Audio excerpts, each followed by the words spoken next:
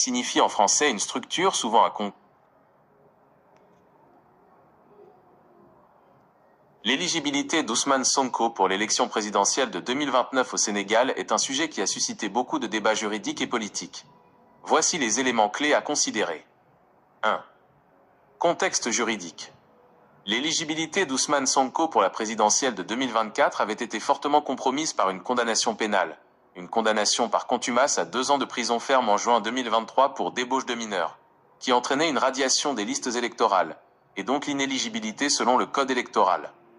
Cependant, il a été libéré en mars 2024 et la situation a été modifiée par la suite. 2. La loi d'amnistie. Après l'élection de mars 2024, une loi d'amnistie a été votée pour apaiser les tensions politiques liées aux événements survenus entre 2021 et 2024. Cette loi visait à effacer certaines infractions, y compris celles qui avaient mené à sa condamnation. Impact sur 2029.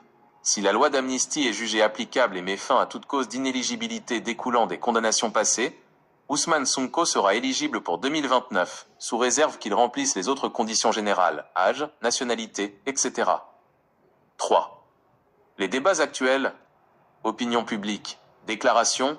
Ousmane Sonko lui-même a réaffirmé publiquement son ambition d'être candidat en 2029, déclarant que « rien ne peut m'empêcher d'être candidat ».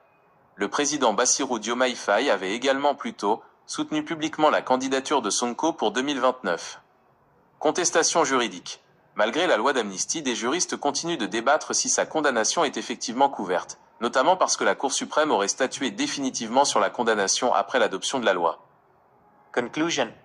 En l'état actuel, décembre 2025, Ousmane Sonko est considéré comme un candidat potentiel et a réaffirmé son intention de se présenter en 2029. Son éligibilité dépendra du statu quo juridique concernant l'application définitive de la loi d'amnistie au jugement passé, un point qui fait toujours l'objet de discussions au Sénégal.